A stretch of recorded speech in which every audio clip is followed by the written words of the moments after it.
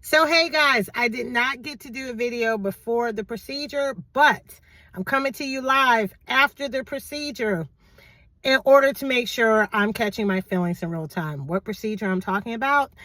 Well, if you follow the video series, you know. But in case this is your first time joining you, it's your girl, Alicia Brown, the Joy Guru. And the procedure today we're talking about is the radiofrequency ablation. So I guess the full term is genicular knee nerve block with radiofrequency ablation. If you followed the series, I talked about my knee pain and I'm having trouble walking. So according to insurance, you have to have 2 genicular knee nerve blocks, or if your issue isn't knee pain, it's another area of your body. A lot of insurance companies will say we need to do 2 of these genicular nerve blocks to see if they work in the area of your pain, and if they're effective, and if they are, you can get upgraded to not only the genicular nerve block, but the one that's more long-term pain relief, which is the radiofrequency ablation. You can look up the information to understand what the heck that is. But I wanted to come to you live after the procedure. So I'm going to say this. And I'm sorry if my eyes keep doing the opening trick, because today's been a doozy. It's not uncommon for me to have a little anxiety and worry a little bit too much. But by the time I come to the appointment, I'm good, right? Today I was good. Good to the point I didn't eat anything, whatever. And maybe that was really a bad decision. I had no water, no coffee, no food, no protein shake, nothing. And right when we started with the procedure, I'm getting a little anxious, which is normal for me, not a big deal. But I'm telling you, this one was a little different. So genicular knee nerve block for me, not a big deal. Matter of fact, if anyone is getting cortisone shots, I always say in comparison, the pain when they're doing the different needles in the area, it actually is less than what you would get in a typical cortisone shot. The only difference is they're shooting you one time with that needle and doing whatever they're doing for the knee or whatever part of your body you get it for. Genicular nerve block is 3 needles and it's 3 different areas. If you go do your research, look it up, you'll get it. But today, they explained the procedure would be different, but I wasn't ready. So your girl's going through all the things. First of all, I didn't know that part of their procedure to monitor you, they're putting EKG stuff on. They're putting the pulse thing on your finger, which just freaked me out. I don't know. And like I said, I went to calm to anxiety on high. I don't know what it was about today. I don't really think it was the procedure per se. I just think today was off. Sometimes we have off days, and today I was feeling off.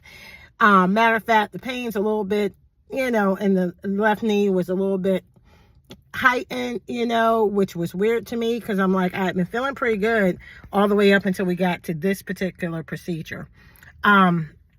So, had a little soreness there. By the time I'm walking there, I'm limping a little bit. Again, not untypical at this time, because that's why we're back for the radiofrequency ablation, because of course the nerve block by now, the second one, had worn off, and this is the treatment we go through. This is what we've been doing these for, so we can get the more long-term one. So to keep it brief as I can, we did the procedure, which I laughed because she's doing all this stuff. I already told you about the EKG things they put on, the pulse thing they put on your finger to monitor. And then she goes into the things, and I'm like, okay, she's starting to do the stuff. A lot of it is similar to the nerve block. I think the nerve block is what they do first. But it just seemed like there were so many more pokes. And she's doing extra stuff. And I'm like thinking, okay, we're getting into the radio frequency part, right? Nah. I'm just like, holy crap. You mean you've been doing all of this stuff and doing all the pictures and all the extra pokes, and we haven't even got to the radio frequency part with the laser? What the heck? Okay. But I'm telling you, this time, I don't know what it is that's different in this part before they got to the radio frequency ablation part. Baby, when I tell you, it was like the pain wasn't really that much more, although I will say, after the first, injections of lidocaine, it's just like I felt it more in the nerve. When they're going around with the extra poking, the extra this, I just felt it more in the nerve. And it was like feeling it more in the nerve and your anxiety going up. Those two together, and you haven't had food, so I'm feeling like a little lightheaded. I was just having the whole thing going on. And, you know, this is where I will say, not preaching faith to anybody, but I am a person of faith. This is where faith was everything. Because, honey, I had done my prayer before. I always pray over the people, pray over myself, pray over the procedure. But, baby, I had to start going in with gospel songs. I had to start praying to the Lord himself. Like, God, you going to help calm your maid servant down, Lord. Calm me down, calm me down. And doing those things and just communicate more with him when it was getting kind of, was very helpful. So, I'm going through. It's going to be okay. Pain-wise, which is probably what most people that are hearing this care about, it wasn't really more painful than the normal nerve block. I will still say, all things considered, to me, it's less pain than a cortisone shot. And if most people have had cortisone shots for arthritis or any type of pain like that, you know they're not that bad. Okay? So, to me, the genicular nerve block, and even adding on to it the radiofrequency ablation, it is pain-wise for me a lot less than your typical cortisone shot. However, mentally is where it gets you. If you have anxiety or any form of anxiety, I don't care, this is a whole mental thing, because the whole thing is, again, cortisone, I'm hitting you one time, we done. Even if I'm moving the needle around and doing whatever. Genicular nerve block, and then you add the radiofrequency ablation, we're not in and out in a matter of minutes. So it's like your mind, you got to play a game with your mind to go through this procedure. And if you're one that has high anxiety, which typically I'm not, you're going to have to talk to your doctor and work with the medical team. You're probably going to have a special medication to give you for anxiety before you come. Shucks. I've not even treated for anxiety. I'm just like, if I got to do this crap again, I might talk to my PCP and be like, yo, can you give me something for anxiety before I go have one of these treatments? Because, baby, I was feeling it today. I felt like somebody that had drunk like coffee times 15,000. And that was my whole thing, guys, why I did not today have any coffee or have any vegetable juice. I'm going back to juicing. That'll be a whole nother video. But juicing, why juice? I love to juice cucumbers, celery, and ginger together. And then separately, a lot of times I'll have like just straight carrot juice. But when I juice, especially if I do it early in the day, I do not drink coffee. Because, baby, you will think I'm on something, because my energy levels and my clarity, especially for y'all that are premenopausal, menopausal, this might be a tip. You might want to juice. But anyway, but my clarity is like on point. But, baby, my energy, I annoy myself when I juice. So I knew this morning, don't juice, don't drink coffee, but I probably should hit the protein shake, at least have something in me, because I'm telling you, got a little lightheaded, didn't fall out or nothing. That's why I was on the table. But I had to do the techniques to really calm myself down. Because your girl, if I had anxiety, like on a high scale, I had anxiety where I was clinically being treated, they would have had some problems up in there. So, honey, just trying to keep it real as I continue documenting this and giving you the information. I will say, you know, typically when you finish your nerve block or you do this upscale one, which is the radiofrequency ablation, you have to sit for like 10 or 15 minutes. And fortunately, because of the fact that the knee they're currently treating is not my driving leg, I'm able to drive myself home. You normally sit about 10, 15 minutes after procedure. I gave it 10, 15 minutes. I will say walking out, I'm walking better than I walked in, which is unusual because your knee is numbed up. So, you know, if you had some pain or you're limping, you should feel better. But I will say with this particular procedure, they told you will feel pretty good day 1 or 2 because, of course, your knee's numbed up. However, unlike the typical genicular nerve block, which I've reported in the previous videos, I feel pretty good until it wears off. You know, I'm probably feeling good for like a couple months until it wears off. This is the opposite.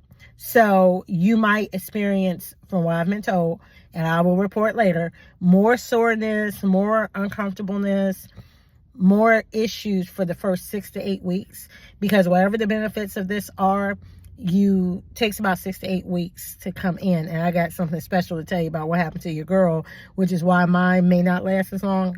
Hold on, I'll tell you about that in a moment. But so, you know, Think about it. You go to get this because the nerve block has worn off, just like before when you're going to go get the second nerve block. Oh, it's wearing off. Let me get back in because you want relief, right? This all works in the opposite. So you're coming to them when you want relief, right? But having this procedure, although this one's supposed to last longer, this one, it takes longer before you feel the effect. So that means I'm going to be going around here about another 6 to 8 weeks with more pain, which is why I came to get this one done anyway.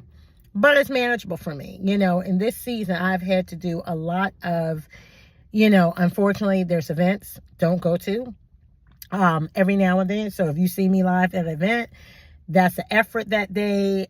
I might be feeling better that day, or I'm just pushing my way through. I remember even this last week, there was an event I signed up for in my office, and I couldn't come because it is what it is. There was an event I wanted to go to that weekend. I'm on the team that planned it. I wasn't able to go. We have an anniversary coming up for our nonprofit this Sunday. You better believe I'm there, no matter how I feel. If I have to, you know, take pain pill or whatever, Tylenol it up or whatever, I'm going to be there. But again, I'm just letting you know the full. That means for another 6 to 8 weeks, knock on wood, your girl gonna be struggling a little bit. And that's what life looks like now. That's what life looks like when you have invisible disability. That's why we're doing this series. And, you know, again, could be worse. We manage. Ish happens. But I said I was going to hold on to the video. Why this may be less effective for your girl. Because, listen, there's a lot of testing they're doing before they actually do the radio frequency part on the procedure, when you're at the procedure. And what they discovered was, you know, she's like, do you feel this? Do you feel this? Different vibrations, different things.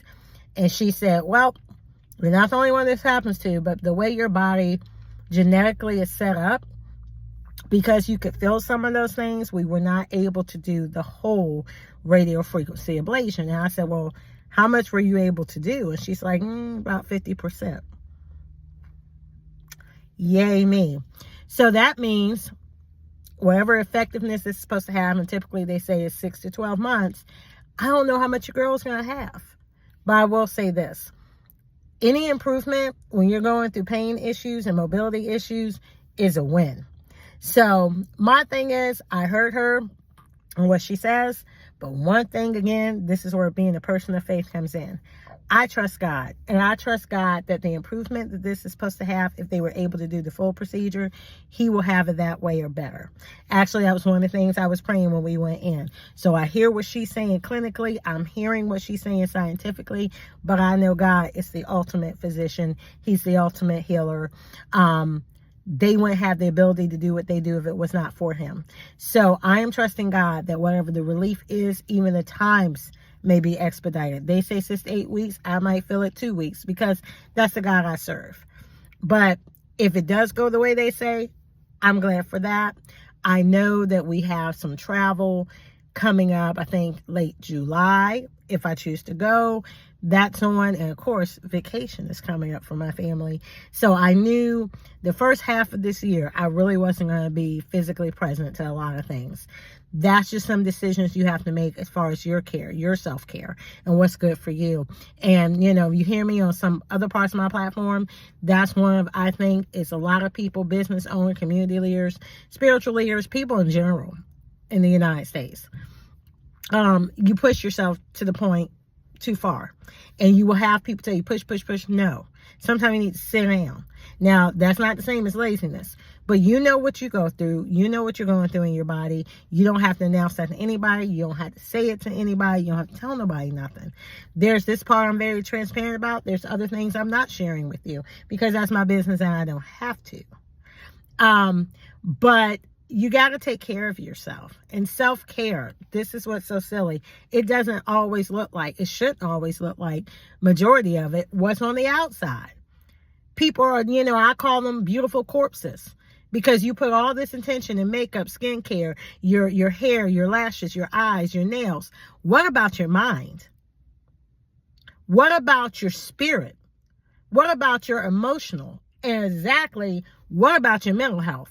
Because I see a lot of beautiful people that are deranged. So we need to start caring about other things that are really the things that matter in our life, our sustainability, our thriving, our joy, our happiness. And a lot of these temporal things that look good to other people, baby, that's not a priority. The things on the inside should be more of a priority, because if you don't take care of those, the outside won't matter. But that's my spiel for today. I wanted to come while I'm live, right after the procedure. Of course, I'm going to keep you updated. But so far, feel pretty great. And I should, because my knee is numb the heck up.